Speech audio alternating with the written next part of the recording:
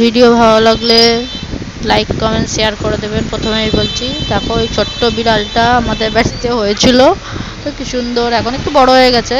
তা এখন খেলারও সাথী নেই কেউ, তার জন্য ও কী করছে, আমার ছেলের সঙ্গে খেলা করছে, আর আমার ছেলেরা ওর সঙ্গে খেলছে।